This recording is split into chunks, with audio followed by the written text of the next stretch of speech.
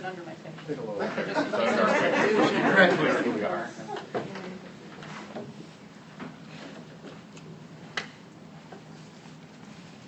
Sasha, you want to start out?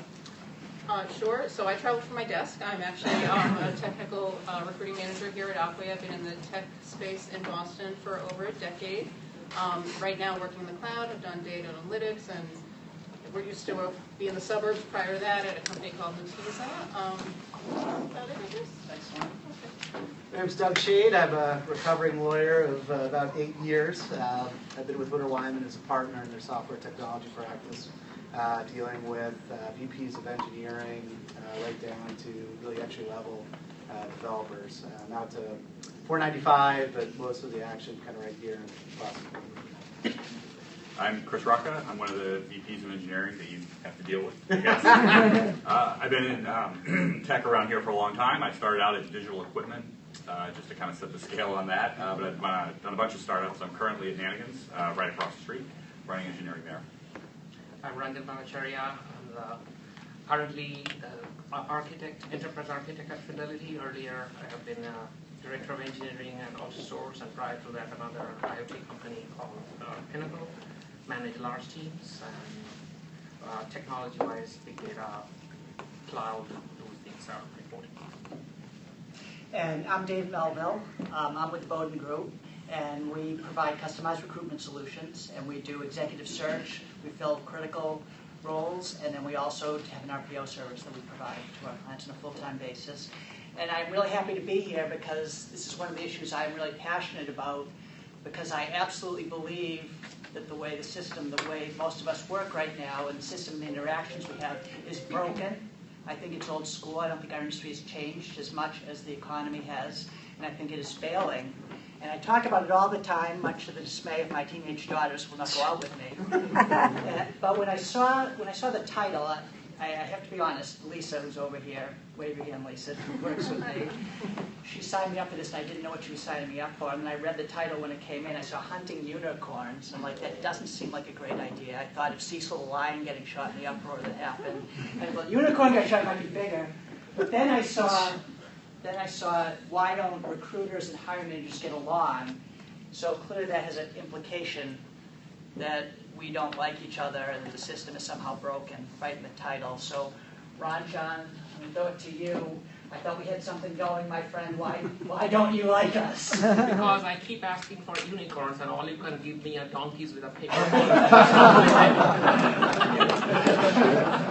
All right, thank you. So describe the experience. Good answer. Oh, okay. There is water in this cup, people. So anyway, describe the experience that you have with a typical search firm. What's a typical experience like when you're asking for help?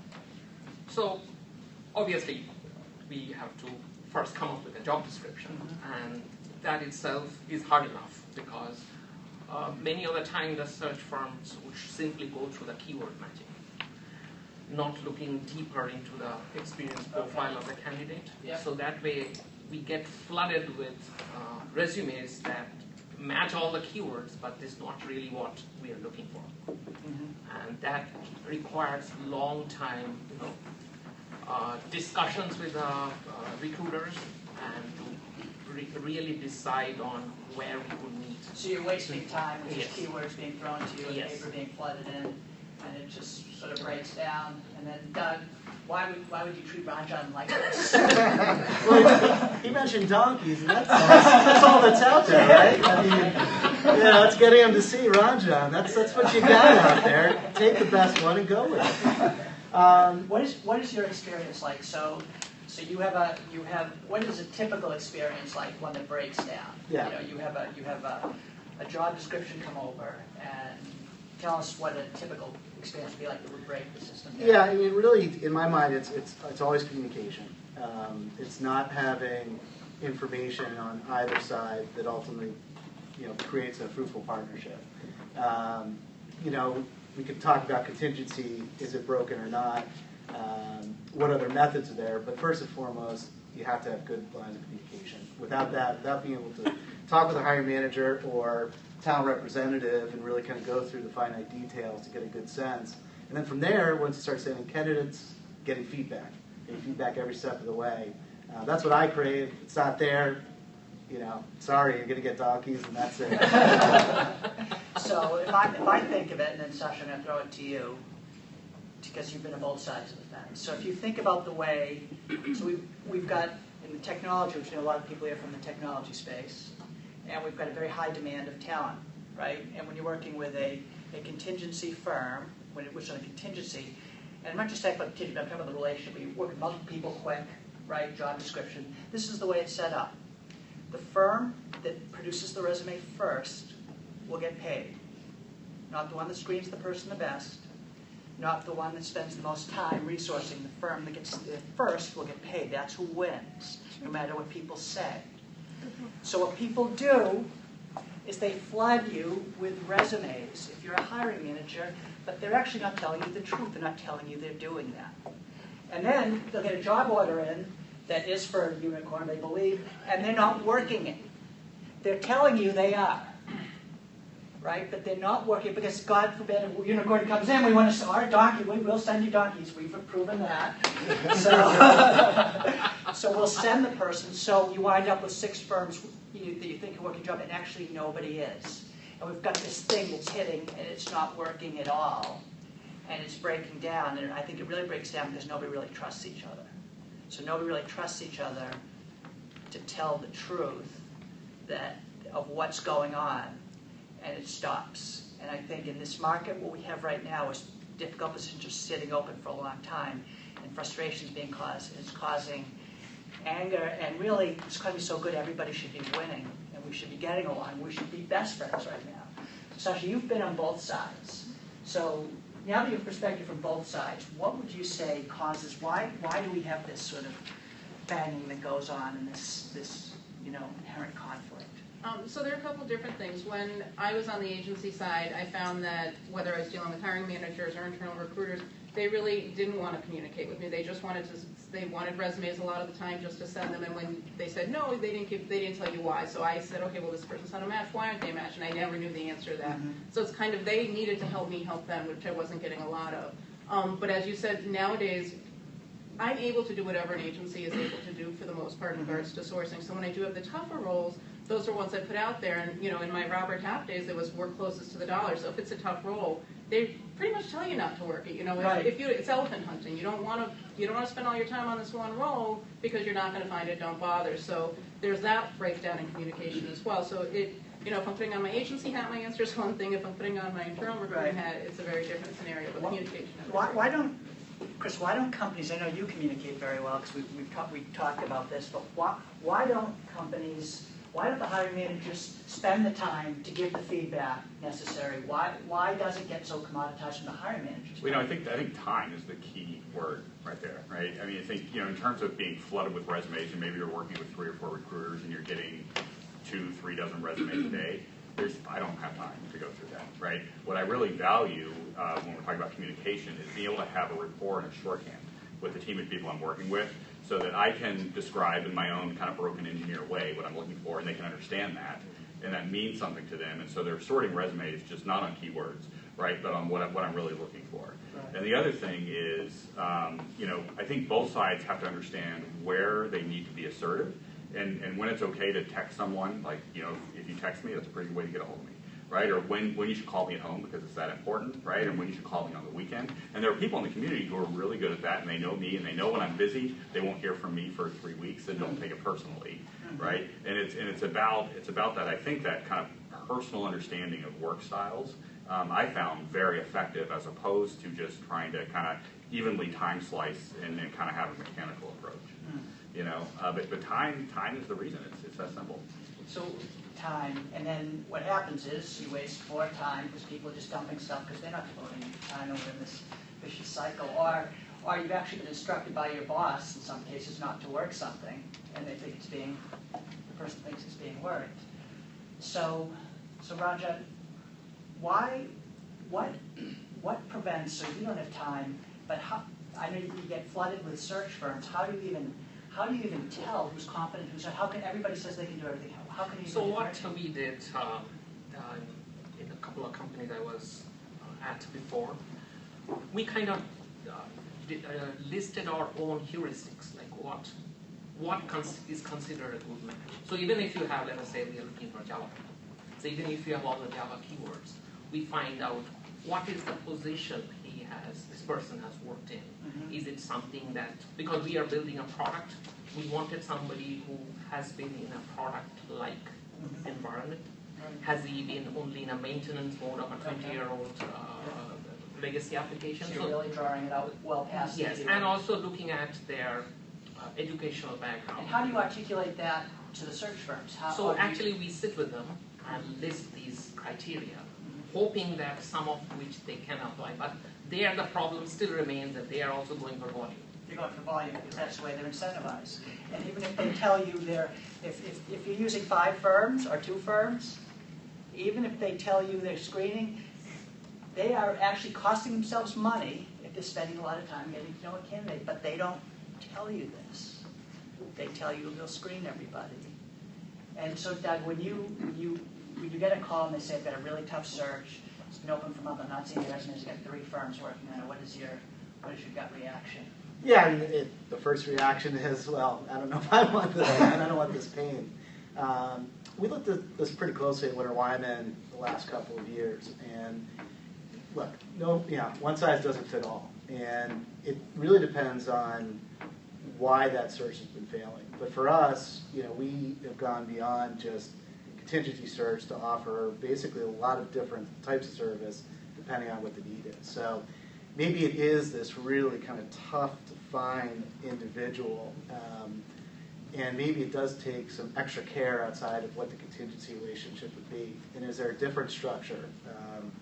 We have a signature search offering, which is kind of a retained offering, but in the contingency realm, and ultimately aligns us very closely on a search with a customer. We have a research team, the whole 9 yards. So we'll dig in. We have skin in the game. They have skin in the game as well. So it really depends on that search. I mean, my first gut reaction is, I don't know if I want that search at all. We smile and say, yes, sure. Well, for us, I mean, we don't want to take those searches if they're not going to be fruitful. Right. So it's finding out why it's failing, and sometimes we can't be everything to all people. It might be failing because. But the challenge is the hiring. And we've spent years and years now. As I was talking to HR people and hiring managers, they've got 2 real issues. One is they would actually like not to pay a fee. They don't. We're their last resort. And if they really commit to something, they might get stuck paying a fee and then find somebody on their own, and then that's a waste of money. So that doesn't make sense. And then the 2, people sort of intellectually get, like if I call 3 firms when it's explained, yes, nobody's actually going to work it, but they're terrified if they rely on one firm, they can really be in trouble, right? If you rely on one and they don't do anything, and you don't know if they're not doing anything. Do you guys feel that experience when you're doing hiring? Tell me about that. So the thing is, in fact, many companies now have both their internal recruitment as well as external agencies. And they compete. And they're competing, they're working at cross purposes. Right. And sometimes we have the situation where the external recruitment, external agencies feed the resumes directly to the internal recruiters first. Whereas I decided I wanted to have that additional layer, so I asked them to send it directly to me. That meant more work for me, but at least I could do my level of filtering on these candidates. What about you, Chris? Yeah, I think having multiple channels is key, right? And I think early on, maybe when you're learning how to recruit or build up a big team, and you're trying to save some dollars, and you don't want to pay, right? And it kind of gets back to time. You don't realize how much of your own time you're going to spend kind of pawing through LinkedIn or your own network, trying to kind of do this search on your own, or just kind of exclusively through an in-house recruiter. But it's absolutely the case that no one wants to say, I don't want to go to the CEO and say I didn't fill these 3 key roles, and I had 1 recruiter working on it. Yeah. Right? That's not a story. It's easier to say I had 5 and they didn't fill it, right? Even though it makes my life harder. And in fact, nobody may be working it. But at least you've got plausible deniability in the state. Yeah. Everything I could. I called every recruiter in the state. Yeah, absolutely. None of them worked it, but nobody found it. But Yeah. And these are the conversations, I think, that don't really take place between the hiring managers and the recruiters. Nobody really says, hey, what are you feeling? And you go, hey, I can't be in a position where I call just you, and a month from now this isn't filled. And we as recruiters won't say, hey, if you call in 5 guys, I'm actually not going to do any work in it. I'm just going to call you if somebody happens to float at my desk. And guess what? A JavaScript programmer is not going to call me up today and say, can I go work for Doug at Nanigans? That's probably not going to happen. But in case it does, I want to make him appear that I'm working. And we never really have these really frank discussions. And I'm not really sure why, Sasha. Why do you think this type of real, no BS conversations don't actually happen? So I think sometimes they do, and maybe it's because I've been on both sides of the fence, but I have outside recruiters that I've been working with for 10 plus years. Mm-hmm. So there are recruiters, when I have a hard role and I call them up and they go, Sasha, I'm not going to have anyone. I will do a little bit of a search for you, see what comes up, but they do tell me that, and if they say, do I have this exclusively? I usually say, yeah, right up until I'm done with my next phone call. That's how long you have. But there are certain people when you have that long-term relationship that are very honest with you, and they tell you, I'm not going to find this person, I'll try, but don't rely on me kind of thing. So those conversations do happen sometimes, but when I get, the agency recruiters that are emailing me and calling me every day that I don't have a relationship with, those conversations definitely don't happen. But so how would someone new to you that didn't have a long-term relationship with you break the ice and gain a level of trust with you and communication that could impact you? I know it's very hard to differentiate when you get a bunch of calls. So it is very hard to differentiate, and I think what happens is they end up filling a really hard role for me once, and then I know from that point on, either they are really trying for me or we built a relationship, but there's no other way to me to prove yourself than other than to fill that role for me at least once, and to prove to me you know the technology, you understand what I'm telling you. But short of that, just through an email or a phone call, there's really not a good way for them to prove that they're better than the person I've been working with for the last 10 years or whatever the case may be. I think it goes back to relationship building for me. Yeah, and I think that's, back years ago, there was an old saying, you never get fired for hiring IBM, right? Well, IBM isn't doing that well if you compare to other companies that you've followed, right? And back in the day, the old days, I don't want to seem like I'm too old, but you did business with people that were safe to do business with, right? Well, now with social media, with the internet, with everything, you do business people you trust.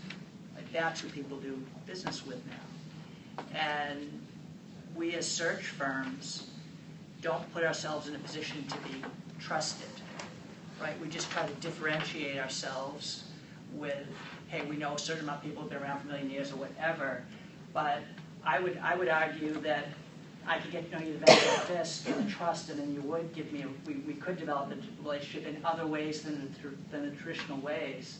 But we resort to the only way I can get that trust is to fill the unicorn role, and we send them donkeys, and then we wind up actually irritating the system more. But we need to think about the way the world works right now, and with candidates, because the whole bunch are getting calls all the time, and they're getting work with search firms that they trust. And we need to start to think about that. So I think that was a really good word. And Doug, when you're trying to differentiate yourself, you're doing business with somebody new. How do you try to establish that you have a differentiator from other search firms? Yeah, look, going back to a previous question you asked, I think there is an aversion to conflict when you're looking at it as a client-vendor relationship. If you're a vendor, you want to do what the client wants to have done. I learned the way to build trust is purely honesty. I can do this. I don't know if I could do that.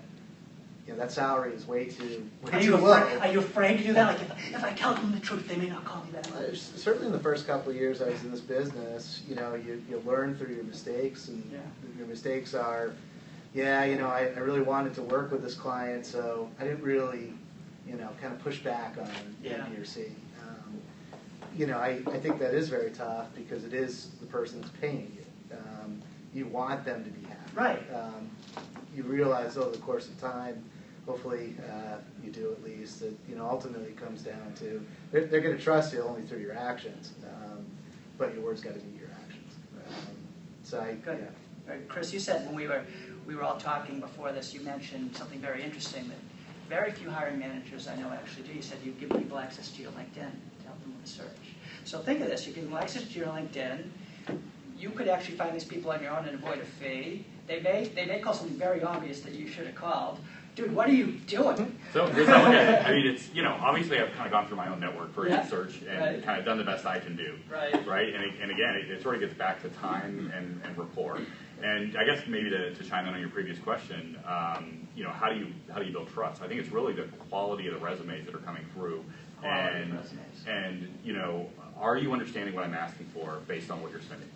Right? And if you are, then I'm going to invest the time to really carefully review what you're sending and get back to you and give you feedback.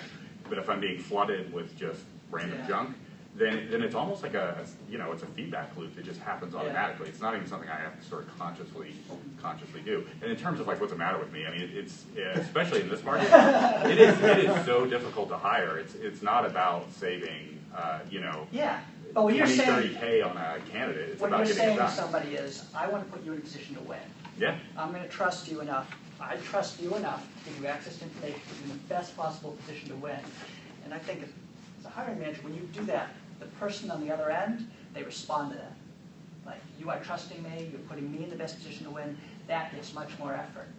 And if we can communicate that, but then when he does that, we as recruiters need to earn his respect. We cannot blow that opportunity. We cannot blow that. We need to do everything we can to get that filled for you. The other frustrating thing people have, Sasha, is they have, and you sit in the middle now, is if they're dealing with an internal recruiter and then there's a hiring manager because they're really busy quite often, they're not getting feedback, and the internal recruiter gets blamed by everybody. Of course, they're getting blamed by the hiring manager because they're bugging them, and the recruiter's like, why aren't you getting the information? So can you sort of describe what that's like, and why can't you just get the information to, more than not a cultural fit, or, not enough?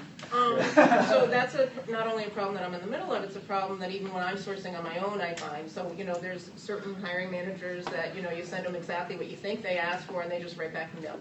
And you go, well, I need to help you, find this person, so why not? And, you don't get an answer. And it is frustrating for me and for the external recruiter when I can't get them stuff. So more oftentimes than not, I'll take an educated guess, because I probably know the role a little bit better than they do. So, but it is frustrating, and I tend to, if I'm not getting the answer, I'll walk up to people's desks and kind of hold my breath until they answer me. But it's frustrating, and I don't know the answer of how to handle that. I do want to go back to something that we talked about earlier, and you said what makes a recruiter stand out to me, and it's also actually incorporates the time element. So brevity is my strong suit. When a recruiter sends me, 3 paragraphs and with the information they want from me on top of the, job description, as I've been an agency recruiter, I know the fundamentals of, I need to know what kind of salary it is, I need to make sure I understand the job description. But there are certain recruiters that want you to call them after every interview you do, and they want feedback, and they want all these details, and nobody has time for that. So the recruiters I work best with know, and they're brief with me now at this point. They're like, what did you think? That's all the email will say, and I'll write back, 3 sentences or 3 words, and they'll know exactly what I meant, and they're okay with that, and they understand that. And those are the recruiters I love to work with, because they're not bogging me down and making me call them after every interview to give them the feedback and these details that really just aren't very important. That's such a good point. We're going to throw this to you guys for questions in a minute. So if you guys want to start to think about some questions, because we're a really big group here. But I find it's so infrequent that search firms will say, how do you like me to communicate with you? That's that simple question. Or they'll say, when is the best time of the day to reach you? And then the hiring manager won't say, hey, I'm going to be, overseas for 2 weeks and out of touch. And then, and people in their mind begin to do all these different things, or recruiters spend hours in write-ups that you're not even going to read. It's actually disrespectful. And I do those write-ups for my managers, and I know they're not reading it. Right. It's... And we just don't ask the question, Doug, why was it so hard when you first started to have these sort of frank conversations with people? What was? Yeah, I think it's fear, right? It's fear of turning someone off. Until you understand that ultimately that's everything. You need to have those conversations to understand what you don't know. So I kind of quickly learned that ultimately you need to ask those hard questions. You need to do it in a diplomatic fashion, but if there's things about the company you've been hearing, if there's things about the role you've been seeing, those are things that need to be communicated. Because ultimately, the hiring manager knows best about what's going on. So, Good. I'm going to ask you guys all the same question, and then, or slightly different, then we'll throw it to you guys. If I may just add to Oh, his yes. comments. Good. So I would say that from the hiring manager side, there are things we could do better. Okay. Oh, on both sides, right? I think we're agreeing. One of them is, of course, to acknowledge the fact that there are no unicorns. All you can get are horses. Okay. Yes. Acknowledge the fact no unicorns. Got it. Got it. Got it. So we have to basically face the real market, tamp down on our expectations, Yeah. and cannot expect a full stack developer who is good at every stack. Okay. So what I had typically done is we had compromised in the sense, if we find that he has a good, strong, let us say Java background, but we are using Scala, for example, we would still bring him in, interview him, otherwise find him good fundamentals, Yeah. and we will in-house have Scala training courses. So what I'm going to, I think I'm going to challenge that for 1 second, because we have people say that, Yes. and then in the end they don't hire the person. Oh, we'll give on this, and then they don't hire the person. Or they say they'll give on it, but the internal recruiter does not know they've given on it, and then everybody gets screened out before they get to the hiring manager. So, good in theory, Ranjan, but No, what we did we how did you avoid that? We actually did it because, luckily for us, we were actually looking for Java people. Our internal technology stack was migrating to Scala. So all of us recognized that we were not going to get Scala people right now. So training is one thing. The other one is the kind of job you're expecting this person to do. So is it going to be an architect on a new product, or is he going to be a more like a maintenance kind of on a product which is already in production? Right. So the kind of profile for these two jobs are different. Right. So I think that these are the type of discussions for us to help the local economy need to be happening, right? This is what really exists in the marketplace. And if we're going to say we've got to know, right? This is what we think exists. That's okay, but we'll validate it. And then hopefully we can develop relationships with the people we're working with, can trust what we're saying and say, okay, if there aren't unicorns and I can't hire a mule, but I still need to get this product done, or I still need to get this role, how do we work together to get this done? The trouble is now we don't trust each other enough to have these honest conversations, and we get in these cycles where things just stay open forever. And I'm hoping that we can break, people in this room can begin to break that cycle if we all working it together. So I'll ask you guys all one question. We'll change up a little bit. So what's the one thing about your world that you'd like recruiters to know? If you just think, I wish the recruiters knew X about the pressures that we face. That one is, do not flood me with after keyword matching. Don't flood me with keyword matching, okay? Chris. Text of the resume doesn't tell the story. A successful recruiter will be able to understand what I'm looking for and match that kind of in an abstract sense to a candidate, right? And I think really, echoing other comments, it's, I don't need someone who can search for keywords. I need someone who actually understands sort of the nature of the problem I'm solving, and that's a valuable recruiter to me. Very good. And for you hiring managers, Doug, what's one of the hiring managers? I mean, I think it's a play right on that. I need to have that honest conversation with you at the beginning to understand. And then, as the process goes, honest feedback. If I'm doing a bad job, why am I doing a bad job? If I'm doing a good job, where am I hitting things right? Some of my best clients, and that's the conversations we have, and I think that's where the breakdowns happen when you're not having those conversations. Excellent. Sasha, I'm going to mix up a little bit with you. What do you know now that you wish you knew then?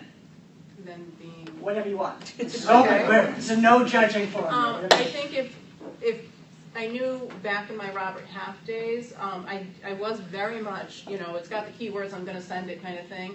Now, and then I wasn't in tech, and I am now. I think now what I love is that I work with managers who say they don't have to be, we have a manager who sends out questions, 10 of them, and none of them are about their current skill set. They're about, do you like to problem solve? What do you do in your spare time? Interesting. So we do hire on potential. If they're a good problem solver, that's huge for us. They don't have to have the exact technology, and that depends on position. If it's a senior position, obviously we're looking for a little closer to tech match. But I wish I knew back then that people feel strongly about passion and problem-solving abilities, almost more than technology. Great. Excellent. So, done a lot of talking. Do you guys have any questions or thoughts or any ideas you think are wrong or right or anything you'd like to tell the team? Yes. Start out with you. Steve, would you say who you are? Steve from Bhattacharya. Just an observation for hiring managers, I think, from a recruiting standpoint, having trained God knows how many recruiters now, there are good recruiters who get it, and there are good recruiters who just will never get it. That's not saying bad recruiters. Get what? Get what? How to ask the right question. Okay. So one thing that I do when I'm training recruiters is I don't care about skill words. I don't care about keywords on a resume. That tells me what you're going to do, the tools you're going to use to solve the problem. What I'm talking to with a hiring manager is I need to understand, to your point, Chris, what problem are you trying to solve? Okay, very good. You know, at WinterWyman, when I was a developer a long time ago, I went in, I was, looking around to see what's available, and I talked to these guys as a, put my suit on, put my tie on, went in, and they looked at what I'd done, and I was working on some really kind of nerdy aerospace stuff. They're, oh, you're an algorithm guy. You need to work on these kind of problems. And they were actually able to tell me where I fit in the industry. I didn't know it myself. Right. And to me, that's actually a mark of someone who really kind of understands the nature of a person and what kind of company they should be, talking to. I think you're right, Steve. You're right. I mean, I know I'm obsessed with this, but our relationships are so commoditized. Hey, I need a job program this, and then we do that. We never ask them, what problem are you trying to solve? Because when you know the problem, then you can do what Ranjan said, you can find a different solution to it. Or to the candidate, what are you trying to do with your career? As opposed to, oh, you got the skills, great. So just as a concrete kind of shorthand for that, what I'll do is, depending on the type of role I'm filling, if it's something that's like really deeply technical and not not something you can just put together some templates and be done with a web page, but if it's something that's really hard, I'll ask the recruiter, come back to me with 2 or 3 hard problems that this candidate has solved in their career. And I don't care about technology, I don't care about market, I don't care about any of that stuff. Just tell me a hard problem they've solved. And I found just kind of boiling it down to that, and questions like that is helping. Great, excellent. Beverly, do you have a question? One of the, Just say who you are, please. Beverly Kahn from New Dimensions in Technology. I've been doing technical headhunting for 37 years. Okay. One of the areas that I find difficult dealing with companies today is that some of them ask the candidates, the engineering candidates, to take a test online. In that the majority of the candidates that we would refer to as A-plus candidates are passive, and we have to recruit them for a better opportunity. Many of them don't want or don't have the time, nor are they inclined to take the test. And we try to tell the companies, mainly the HR people that we're working with, you're going to slow down the process. If this person has written a resume, you're going to lose them, because in a good economy like this, that candidate can have multiple offers. So how do we deal with HR organizations that are told, and I'm assuming that they're making it easier for their hiring executives, but these tests, and I'm talking about even senior people at the director level. I get it. So I this think is a real turnoff, and companies don't realize that. So I think that's a really interesting and real problem. And even to add to that, with Google coming up with this machine learning, that they're going to just use these algorithms to determine whether they're a good candidate or not. Yeah. This takes away the whole human element, Right. which is so important, which goes back to the relationships and knowing the people. Right. So I can see, and I'll throw it to you guys. I can see really both sides of that, because if I'm a hiring manager, I'm saying, you know what, guys, I'm paying you money, and I expect you to get the candidates interested enough to take a test. And the test is going to determine whether they're good. It's going to save us all a lot of time. I can see why they would say that. And you know what? There's absolute validity to that. And then from a recruiter standpoint, they are getting a lot of calls. They know that they're a very hot commodity. They know that. And you know what? Mr. Hiring Manager, your company's good, and we'll get to this a little bit too, but it's not the sexiest thing out there. So we do need to take them on this journey a little bit before we do it. So, yeah. In my experience, it's the companies that remain flexible. I hear you. I'm on your side, right? You have to. One size doesn't fit all with a candidate. I have candidates that want to take that test. They love it. Oh, this is great. I know if I'm taking this and everyone else there had to take it, and there's going to be a a great level. And other candidates are saying, look, I have 10 other interviews next week, and Right. you know, why do this? And I think the companies that are most successful remain flexible. So let's take that to the bigger question then, because if the company's sexy enough, they'll take the test, right? If it's the next greatest thing, Maybe, But maybe not. But what if you have a company that isn't the latest and greatest thing? So Ranjan actually, we worked together and there was endless amounts of tests. And for the first probably 3 weeks I worked there, every week we had a recruiting update where we sat in a room with was he a VP or was he president? I don't know, was the president even.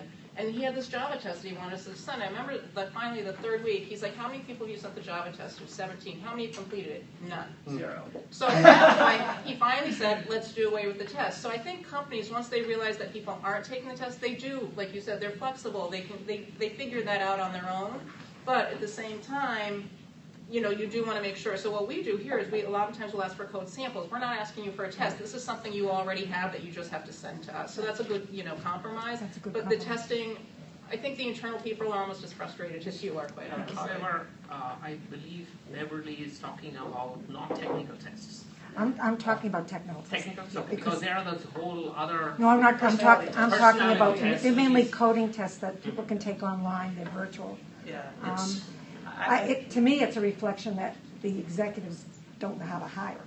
I mean, if somebody has to take a test online, but they delegate it to HR, and then HR is the bad guy. Yeah. And then there's a lot of conflicts that arise, because some of the really Right. good candidates, and this is the old-fashioned way of headhunting, where you could get on the phone and just say, I've known this person for years, this is an A candidate, trust me.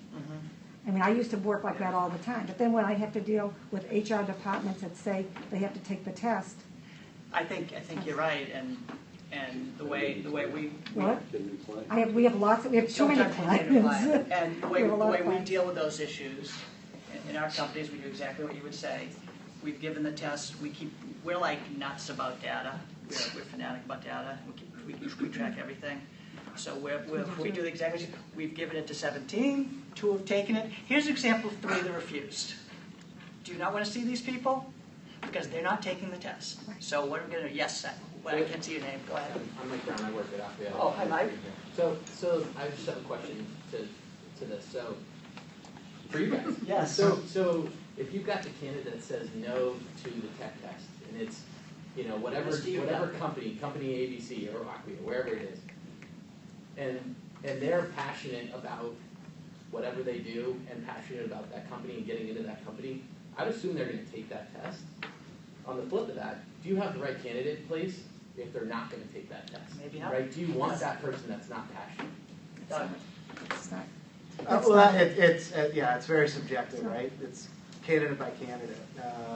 There may be circumstances of they can't, they have a family, they don't have time to do X amount of interviews, they want to see you, but how do we work around this? And often enough, it's tackling the problem directly with the hiring manager. Hey, look, this guy's good.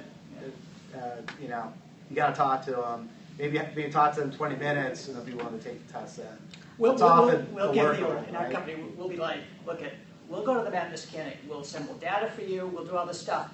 But man, when this person takes this test, you better be right. We're going to go to the mat for this guy. We can't go to the mat and have him flame out, or her flame out. That's just not okay. It's also When I first started recruiting, it was people always went in. They always went in for interviews first, doing these phone screens, and then 2 years into recruiting, till now, it's been candidates are so conditioned to talking on the phone first. It's almost a wake-up call when I'm saying they want to bring you in. It's I want to talk to someone on the phone first. They're kind of conditioned to it. So with the tests, we have a lot of companies we work with that do these tests. And look, you got to vet the way you want to vet. But each candidate, maybe you talk to them for half an hour first. Maybe put it in the middle of your process. It just depends. So, I'm sorry, I don't want to go. on this trend here, but I've been on the internal side, I've been on What's your name? Where you? I'm sorry, I'm Len Anderson, I'm at Amadeus, North America. You don't need to punch. We are no judging here. Oh, no. I'll prove to be awesome. I mean, the testing perspective, at least from what I've seen, and you just mentioned this, I probably won't right off of that, but I think it really is based on one, on when you implement it, and two, at least, and this is more from the internal side, what is the purpose of the test. So there's people that use the test as an assessment tool, and there's people that use the test as a screening tool. And I think there's a fundamental difference between that. So if it's an assessment tool, it's for me to gauge as to whether or not this person has the ability, has the aptitude, but let's talk about it, let's see what he got right and wrong. If you're having your managers use it as a screening tool where, he got, 69%, I don't like that number, he's out, then that might be the 70 frustration. in, 69 out. 60, exactly, that might be where you're getting your frustration, and I can appreciate that. But from my experience of what I've seen, and like I said, I've been on both sides, I get it. Using the assessment tool helps save the manager's time because it helps, as long as the managers are aligned with that philosophy, it helps alleviate some of those hurdles. But we still have the fundamental problem that the passive candidates don't want to take it. Yeah, and that leads into the subjective matter, is then do they really want the job or do they want a job? yeah, but how do they know? Really passive. They're not really passive because Amazon has. Yeah, Google has. the issue there is often of how do they know? You have to engage them first for them to get excited. So you can't be like, hey, I have this awesome job, take this test. Right. I have this awesome job, take this test. There are certain companies that they just know because the company, they see what they're doing, everything else. But often enough, they see a job description, they hear it's a cool place or whatever it is, but how do they really know? How are they going to be passionate about it until you engage them? And I think that's the rub with doing a test before anything else. So I hear you, but it's about when you implement. But I also think it gets back to your point. What is the purpose? What are we trying to accomplish? And if we've got a candidate that check every box, they're exceptionally busy, they're not really on the market, they don't have a resume together, but they'd be a rock star, we need a little flexibility for that person. Absolutely. If it's a person that's actively on the market, that's interviewing 3 places, and they won't take the test, I don't know. I don't know what to do with that person. They put in a grow up, quite frankly, or get a job that doesn't have such high criteria. And we need to be honest with them. Yes. So I'm Mark, I work with Monster. Mark, hi. So what we tend to do, and again, it goes back to I think what one of you up front there said is sort of reframing and resetting the expectations. So I found it very successful for candidates that don't want to take a test like that to actually have them on something like Collab Edit or some sort of workspace. So it's a workspace that we could be working on simultaneously from across the country, across the globe. Essentially have a candidate do some whiteboarding with your hiring manager so it doesn't feel like a test to them, but it allows them to assess what they're working on. So I think part of it is just finding creative solutions to work around that issue. But still, the hiring managers, to your point, are trying to avoid this waste of time. They didn't want to get on the phone with the person until the test. So how do we deal with that? How do we deal with, I like the collaboration piece much better than a straight test because, sometimes I find we test for stuff that isn't real world, like they'll put a program in a room and not let them look up stuff on the internet. But in the real world, they will be able to look up code on the internet. We're actually having them testing them stuff that they will not do in real life, and it doesn't make any sense. So part of it, again, goes back to the relationship, making sure you're presenting the right people. I mean, if I'm giving you 10 candidates a week to talk to, you're not going to want to spend a half hour with every person. If I'm giving you 3 really good candidates, you're much more willing to do that. Which is the trust thing we've been talking about. Yes. Liz Lyons from Cloud Technology Partners, so I'm in human resources, so I'm not great. But do recruiting. I guess the reaction I'm having is we're in one of the toughest labor markets out there, and there's a lot of talent that's out there. And I guess from my perspective as an HR person, if a test is going to get in the way of us attracting someone who has all the qualities that we like, I think the company has to rethink, what's that relationship of coming in. And I think that as we've looked at candidates, we have used a coding test. We used it with interns, and what we found was there was a lot more subjectivity to what the outcome of that was. It really, truth be told, it really didn't help us figure out, is that the right person? So I think as a company, we've tried to get very creative in wanting and having people want to apply to our company, having them want to talk to us and learn about us, and we do it in a very conversational way, and we still are doing that assessment. So I've just been very anti-testing because I want to get to know the person first. If I could, to Pat McNamara with Atlantic Associates, I mean, right, it's a tight market. Companies have to sell the company to these candidates right now to try to attract them. And I do think, to try to have them do these long tests, and the interview process is so elongated as well that it's a turnoff to a lot of candidates, and they're going elsewhere. So you gotta kind of look at your internal process and really try to sell your company. Why do they want to work for you versus them, the other way around? That's right. Steve, Well, just to kind of take off on Pat's point, it's something I'm sure you do and you guys do.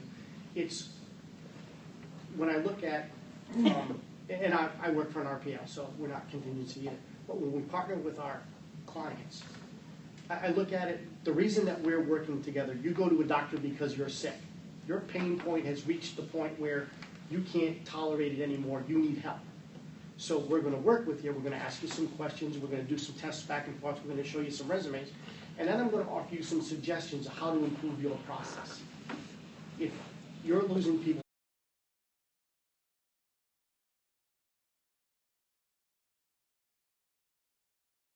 as a recruiter, still that's not enough time. So first, if I like to establish a baseline is what is your hypothetical interview process? Candidates, resumes on your desk, I like this guy. Where does it go from there? Does he talk with 5 guys?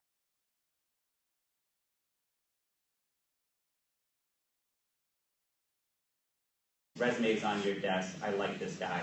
Where does it go from there? Does he talk with 5 guys? We'll go through all 3 of you. Sure. So, assuming that we have worked with the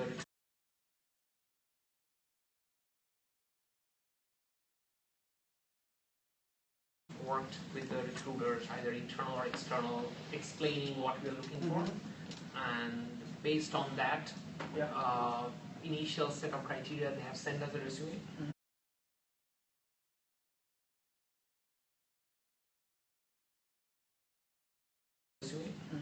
So we do, what I used to do basically, do my own assessment of the resume, and if we like that person, phone screening would be the next step.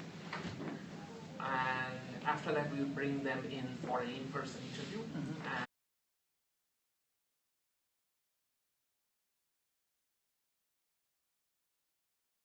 And after that, we would bring them in for an in-person interview. And as Sasha mentioned, since we found that nobody wanted to take the test, we had the test during the interview. Okay.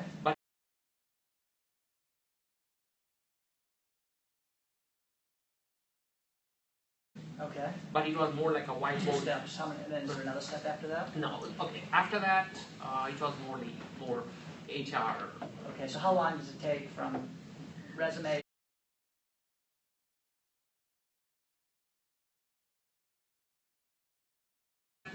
It was more HR. Okay. So how long does it take from resume to offer? Okay. Part of the issue was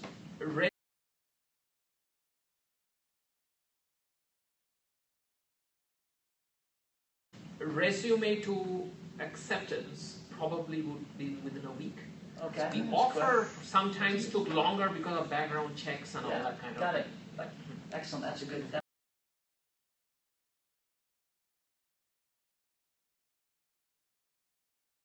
Excellent. That's a good. That's speedy. I'll work for you, sir. Very similar. Because one thing. This is how you make friends. No, one thing I think all of us need to remember that this is actually core to a company.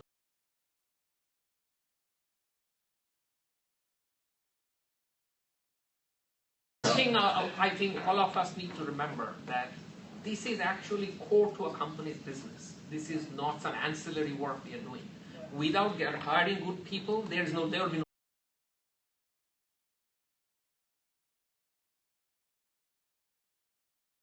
There will be no business. That's right. So. Yeah, very, very similar. I mean, I've worked in a number of startups and then sort of large companies post-acquisition, and I think in a larger company it's more difficult because you're just slowed down by the process. But I think in the startup world, it's, you have to recognize your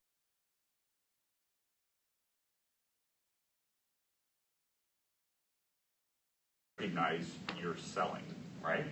Even if the candidate wants to come to you, what you need to show is that you're excited about them and there's a sense of urgency and you're moving quickly, right? And so if it's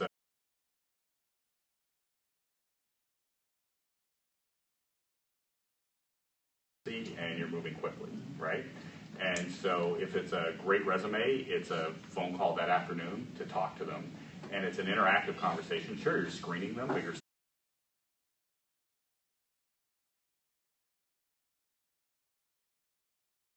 all that afternoon to talk to them. And it's an interactive conversation. Sure, you're screening them, but you're selling them on the company at the same time. And you're asking a couple of probative questions to really evaluate how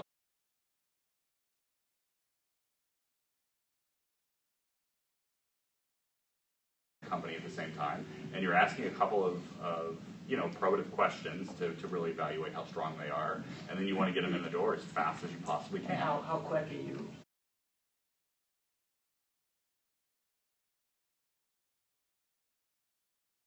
How strong they are, and then you want to get them in the door as fast as you possibly can. And how quick are you?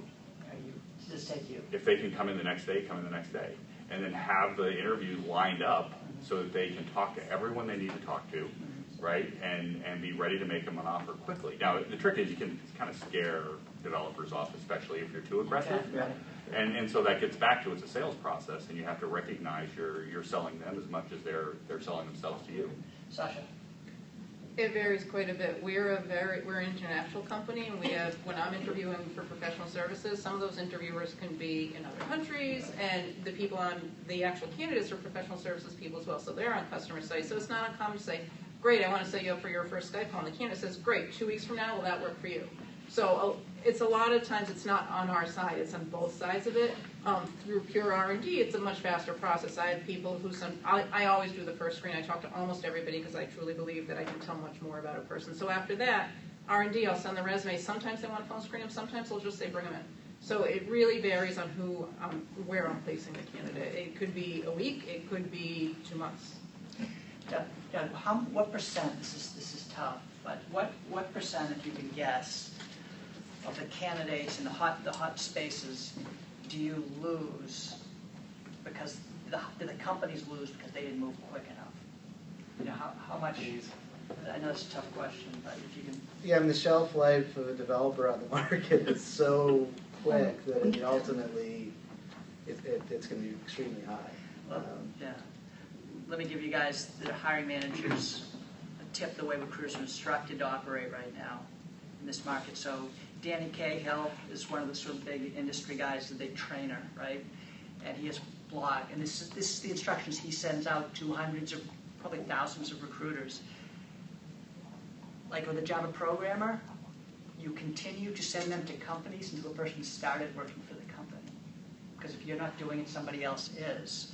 So hiring managers, these candidates are continuing to be presented jobs right up until the moment they're physically started, and they may be doing it by the recruiter that you worked with, if it's not somebody you trust and know very well. Because it is so hot right now, and they're actually being instructed to do it because they're being bombarded. And the recruiters can't even tell in some of these hot spaces until they've got someone physically in that they've stopped. And the recruiters, we have to keep monitoring people. And be frank, if we're nervous about somebody, we've got to tell the manager, we are nervous, we know he's accepted. But he had 5 things going on. I'm not convinced that all 5 of those companies have pulled away from this guy because they may. The other thing that people aren't realizing right now is companies are instantly counter-offering people. And we need to inform the companies, yes, you've given them a 15% raise, but this person was undervalued. It's going to be very easy for his or her current company to top that. So we need to get the money right, and we need to make this more about than money.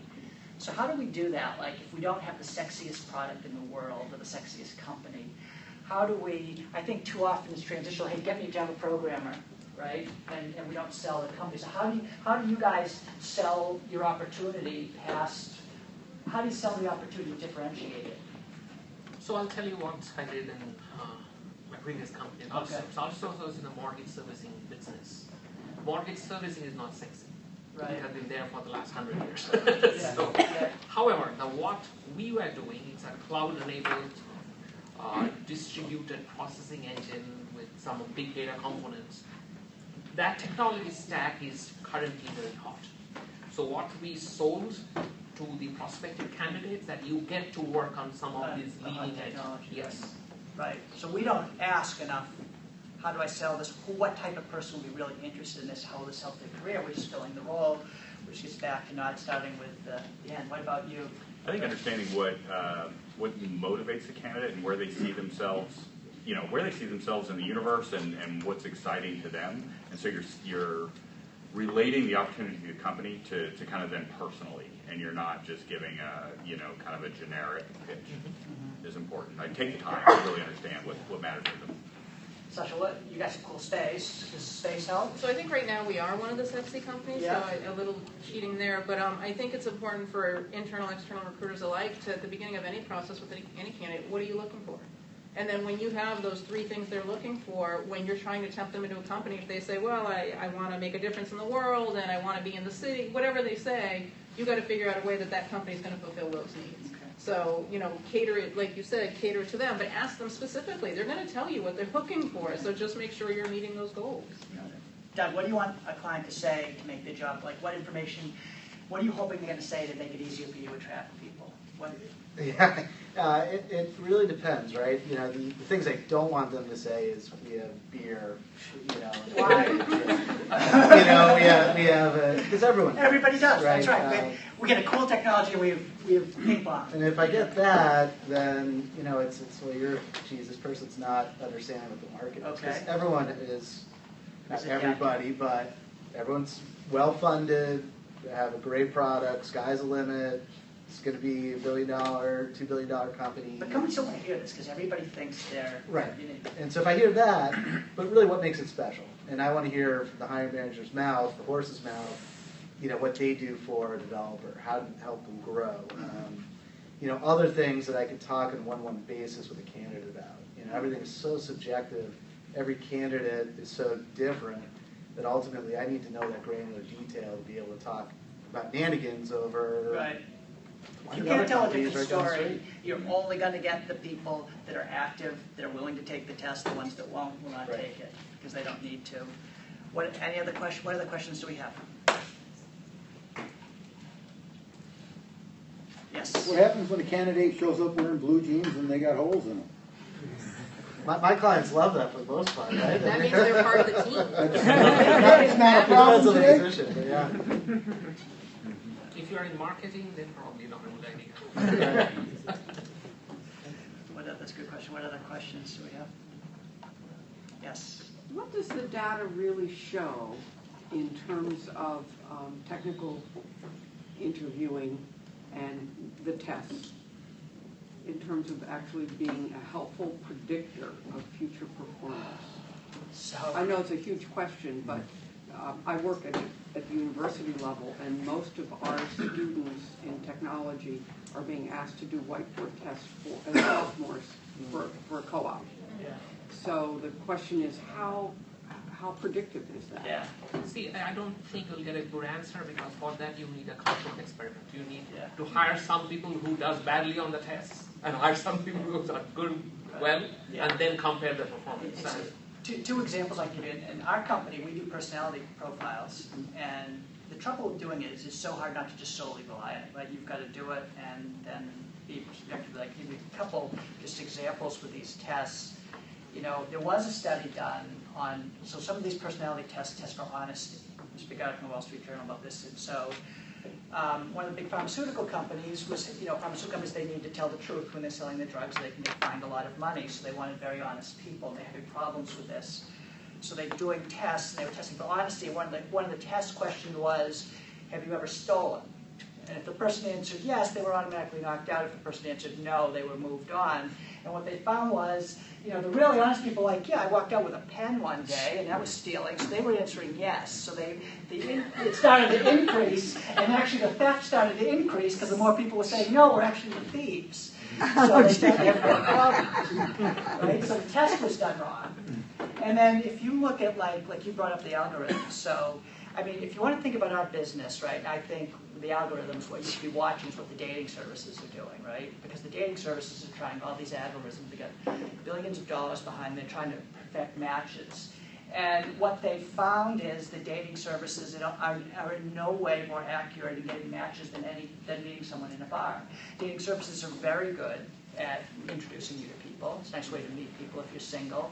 But so far the technology does not give you the ability to get this real big things. We can tell now if there's a cultural match, right? That's the coming something. But just the data doesn't show that. But I do think there's a baseline for things. The other thing that's interesting is, if you read Google stuff, like it used to be like what your IQ is, right? And it was Google first thought the higher IQ that you have, the more likely you'll be successful. So if two people can know when bullets are going to collide, they'll be more likely to know it than Doug, who's got absolutely no idea when those two bullets are going to hit each other. And so they started hiring these people, and they found there was no correlation between that IQ test, and they did. So they learned there's a baseline IQ you need for every job. Right? Fortunately for headhunters, it's we've come above it, but once you get above the baseline, the key indicator is your ability to learn on the job and your ability to learn from mistakes. And people now test for that. And the people that can learn from their mistakes actually exceed the people with higher IQs, which I find is an interesting new way of thinking. So, I like doing testing, but you're right. There's no way that you cannot really prove anything. Right. And Google thought they had it right. You're right. Every tech company, and most tech companies kind of followed and started asking how many golf balls in the room and everything else, and then it came out, it was 2 years ago, right? Yeah. 2 years ago, and came out that, you know what, this will work. So I used to work for Procter & Gamble. Procter & Gamble was the first company to do behavioral interviews. And so they'd ask you, like you guys do, give me an example of a time you overcame adversity. Tell me a time you influenced someone in a superior position. These are the questions they would ask. And then Google came out and everybody switched to these bullet questions. And everybody's back to behavioral interviewing again, because they didn't actually work. So I don't know if it does, but I do think there's value to them. But we do know there are times when they don't work. We've proven that. But I think the thing to watch is like when the dating services start to be able to match people successfully, then I think the testing's going to move towards us. But that's for recruiters. That's a good opportunity because that helps us match people better too. But right now it's not the yes. There's sourcing tools that are out there already that are using machine learning to essentially match candidates to what a hiring manager's criteria would look like. And the way I look at it is actually it's not a bad thing. It's actually a positive thing for us because what it enables us to do as recruiters is spend time actually getting to know candidates, understanding what drives the candidate, and that's at the end of the day the ultimate goal of what a recruiter needs to do, right? Is understand the candidate's value. And so that's where I think those tools can really come into play. You're right. We're not utilizing them here, but we've been looking into them. Lisa. What are your views on technology contracting? What are the pros and cons, versus perm? And what do you think about that? Actually, we did, since we found it so difficult to hire people, we actually had a mixed model of also hiring contractors. And in some cases, it worked out well because, in a sense, both sides were evaluating each other. So if we find that person perform after, say, 3 months, we could offer them a full-time position. And so I think that is a path many companies are taking. Right. What about you? Actually, we were just talking about this before the session. I think the temp to perm model is great because it reduces risk and stress on both sides.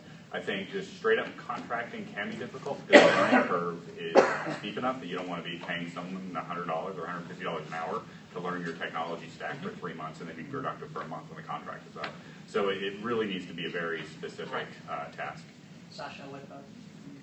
I don't know that I know. I don't know what's more advantageous. I think it's probably project-based, and if we know we need something done and then there's no more work to do. There's so many different scenarios where it could be helpful and so many different... It's budgetary half the time. We can't afford to hire perm. Let's hire contracted. There's so many different scenarios that I don't think there's any one answer for that. Right. Yes, hi. I wanted to go back, Phoebe Hyde from Hollister Staffing. I want, Chris, your comment earlier about not having time to give feedback when you receive a resume. What are your thoughts? To me, that kind of turns into a vicious circle of never... Absolutely does. No, it's tricky. I think what I like to do is sort of be open to the flood initially. So if I'm working with someone I hadn't worked with previously, I found it's useful to say, send me everything you have, and I will take 3 hours out of my afternoon and rifle through 50 resumes or 100 resumes and just give you brutal feedback on all of them. And the test is, to the next 50, are they better? And if they are, then I think it's a positive feedback loop, and you can move forward. And if there's kind of no learning going on, then it's a negative feedback loop. And that's where I think, as a hiring manager, I get in the mode of I don't have time to look at this because I'm just not seeing it trend in the right direction. Yes. Hi, Sue Baser from Bid9. I was just wondering if the hiring managers and any of the other recruiters wanted to talk about what hiring managers might want to be improved with the relationship with an internal recruiter, so a corporate recruiter like myself. I know we talked a lot about the agency recruiters and That's a throwing very paper, good question. but it's a little different, when you're working inside the company. Is there a particular pain point you have with your internal recruitment team that you'd wish they did differently? So I can speak to that, I guess, briefly. I'm lucky enough now that I work with an internal recruiter at Nanigans who I've known for 15 years probably, and she's awesome, and we're a great team. And we need a really bad hiring manager. Awesome. So no, he's good. But I can tell you a horror story. So I was at a startup called Adapt. We were bought by Teradata, and there's probably nobody here from Teradata in the room. And we set up an office in Boston, and Teradata had no presence. And we said, well, we need to do some brand awareness, and we need to market this company, and we need to tell people we're in Boston. It fell flat. And our entire recruiting strategy was an in-house recruiter from San Diego doing random phone calls to people in New England, right, trying to source us candidates, and it was a complete disaster, right? And so I think you really need an in-house person who understands the market and can help me recruit just directly, but is also kind of the quarterback for the set of recruiters that we're also using. And they have to be confident enough that if I say, get out of my way, let me work with this recruiter directly because I know them and we can go super fast, that they have to be comfortable with that as well. Did that answer your question? It's the most important question. Was that getting? Yeah, no, that was good. I was wondering if anyone else had any. I find it easier sometimes to deal with internal recruiters because I can spend the time to explain what I really want. And as you pointed out, over various iterations, essentially, we can perfect that profile. Sasha, when you have an external, when you have a hiring manager that's not working well with you, how do you influence that person to improve the relationship? Well, I guess it would depend on why we're not working well together. I think overall, and I don't know if I'm right because none of my hiring managers are in the room, but I find the more honest I am, the more direct I am, and the more consultative I am is helpful because not all managers know exactly how this works, and you might know something they don't, so you can never be afraid to say, no, you really should talk to this person because, and you have to be able to push back. And 9 times out of 10, if I'm passionate about somebody, there's a reason I'm passionate about somebody. 9 times out of 10, the hiring manager goes, you were right, you called this one. So I think the more direct you are, the more they appreciate that. And also, if I'm not getting what I need from a hiring manager, I'm marching right up to their desk and I'm going to go, you know what, you're going to lose this candidate. If you want to lose them, that's fine, I'll leave you alone. But if you don't want to lose them, let's get the next step. And 9 times out of 10, they also appreciate that. And I get managers who say, thank you for pushing me, I need you to nudge me more because they are super busy. So take the fear out of the equation of, oh no, they're not going to like me or I'm pushing too hard. 9 times out of 10, they want you to push them. It's so interesting because everybody's saying push the managers, and push is appropriate. That doesn't mean you do it inappropriately, and that's something the recruiters are always afraid to do. The new ones or the people that struggle, they're so afraid to tell the truth and really be direct. And I think it's because of what you said, Doug. It's well, then what if they don't like me if I tell them the harsh reality of the situation, and it causes this cycle that never gets fixed. It's really a theme that I'm continuing to hear here. Yes? How much do internal recruiters actually help hiring managers be better interviewers? I think it all depends on what the company initiatives are. Some companies have, very specific initiatives around manager training and behavioral interview, STAR interview schema and all that. And some, it depends on the size of the company, their initiatives. It's very rare that I'll sit in an interview with a hiring manager, so I don't really know what their style is many times. So it's hard to answer that, but I don't know how to answer that. The more experienced a manager, generally, the more they know, because they've learned from their mistakes too. So new managers are going to make a lot of mistakes, but you try and train them on that. Unfortunately, you just can't sit in the room to know exactly what's going on. What we do with our bigger clients is we're actually tracking their success rate by interview, how many candidates it takes them to fill a role, and how long it takes them to fill a role compared to their team members. So then we can go to the hiring manager or whoever and say, look, if your ratio is different than everybody else's, so that means either we're really done with your stuff, which means we need to learn and get better because we're not at the ratios that are acceptable, or maybe we can help work with you on interviewing, or we talk to a public person. We find that when people present with data in an appropriate way, they get it. This is, and there's something broken, and maybe we own it. maybe we don't understand this department well enough, then we need to fix that. But something needs to get fixed. The other thing that we do is we'll show the manager, your people that you interviewed that you didn't like, here's where they wound up. And those are good companies too. So our bar is now potentially higher than these companies. And if it's not, then maybe we need to rethink how we're interviewing. And people will usually get that and they see where they're winding up. And that influences them too. But it's not saying, hey, we got to provide real information or we can't really do something in a respectful way to people. And that's what I like to think. A lot of times I'll make reports and show them to the hiring manager. We had a hiring manager here who had seen 200 candidates for one position. Yeah. For 6 months, I did nothing but show her candidates. Right. And I finally went, this is the amount of people you've seen. You need to tell me not one of these 200 people was a fit for this position, and she never ended up hiring anybody. But, it was very painfully obvious to everybody. I don't know if it ever was painfully obvious to her. And it's, the more junior ones, they learn from their mistakes. Great questions. What other questions do we have? Yes. Just an observation. I think a good recruiter who is getting feedback from the hiring managers, from their candidates after their interviews, in order to make sure that the company is providing a good candidate experience. I'll take feedback from a candidate and go back to a manager and say, hey, I don't know if you really meant to convey this, but you were on your cell phone while you were talking. So the candidate experience that we work so hard to create on your behalf, when we give you the candidate, you need to continue that level of passion and excitement and drive in the interview. And going back to your point, to make them feel like they're the one. Even if they end up not being the one, you want them leaving the room thinking that they are that person. So going back to the hiring managers and helping them just as an advocate be better at what they do. They are good engineers. We recruit, we're good recruiters. They don't do this as a living like we do. So just going back and trying to help them be better. When you give a hiring manager that feedback of you've done something wrong and that's why this can't, how does that, how do you present that? It How do they all take comes that? in a delivery. So, like everything. Sometimes poorly. Sometimes it is. But from my perspective, I always come at it from the perspective of making sure, as a representative of your company, we together are putting the best possible candidate experience together. Yeah.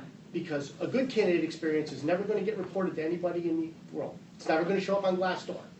The one bad one will. Yeah. So I want to make sure you, Mr. Manager, working together, we improve the process of not only how we're working together, but also how we, the three, interact with the candidate and make sure their experience for your company is as good as it could possibly be. The trick is that we have is we don't always know if the candidate is telling us the truth. There's three sides to every story. So I always, in our company, we always try to sort of phrase it as, obviously I wasn't in the room, so I don't really know what happened, but somehow the candidate walked out with the impression that you were in personal calls all the time and may have been drinking. And it was a spot showing your desk that gave me the impression. So I don't know, but we may want to. So, but we toss it out with, hey, I wasn't there, I don't know, but this impression was drawn, and we just might want to. And usually they're receptive to that. Sometimes they're not. But it is true, and they do. And the good ones are so thankful that you said something to them. So one last question, if we have any more, and we'll wrap it. Yes. I know there's a couple engineers in hiding in the audience here. I would love, with a room full of recruiters, any questions, either Chris or Ranjan, what do you have for the recruiters from the hiring side? Awesome. A lot of this has been digging out of you guys. What questions do you have for recruiters? Engineers in hiding. Do we have one? I'm not going to point any fingers, but I know they're out there. Like good candidates. We the test be the tape. Okay, maybe they don't want to. They don't. That's okay. Well, what about Chris? Chris, do you have any feedback for recruiters? Not feedback. Questions. Questions. Why the hell do you do this? That's actually a tough question. I think, I guess, why do you get discouraged? That would be my question, right? So what I really value is someone who won't get discouraged and can put up with being ignored for a week and keep coming back and keep being more persistent. But what actually makes you run away? Being ignored for a week. No, I've proven that one. That's true. I've done that multiple times. Sometimes being ignored to me comes across as you filled the role and we shouldn't be working on it anymore. Yeah, that's right. When you're talking,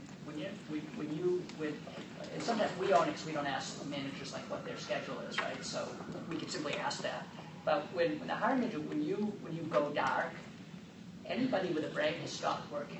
I know some people may continue, but they are potentially devoting time to something that will never yield them results, and you may have filled the position and they don't know, or there's so many things that go wrong. It is a huge disincentive, and really it's a disaster, and it shuts everything down. But for recruiters, we owe it to say, are you going to be reachable? I would think you could say, I'm going to be dark for a week, and then they would know. Yeah, I mean, to spin it a little bit, I work best with the people that are, it's a dissemination of information. The more information I get, the more interaction I get, the more I'm going to work on it, right? Absolutely. You work with people you like in the end. That's right. If you like them, you're going to work hard for them. I'll feel their pain. Chris, I'd throw it back to you. If you reached out to me as your recruiter and you didn't hear from me for a week, how would you react? On an important job that you were trying to fill. Sure. No. And I don't mean it, I'm sorry. Yeah, I think that's sometimes what happens in the relationship, and I have often had these conversations with my clients, is when they'll ask something is, let's put the reverse of the roles, right? You sit in my shoes for a second. Think about what you're asking me to do. Think about how we work. I think once that starts to happen, I think that's when the relationship really becomes stronger. Yeah. Because you really get kind of where I'm at when that happens. Right. And so I think that's a healthy part of trying to create a good working relationship for me, is to have me think about what you're doing, because you get busy and I can't be nagging you. Right. But equally the same thing on my side. Yeah, absolutely.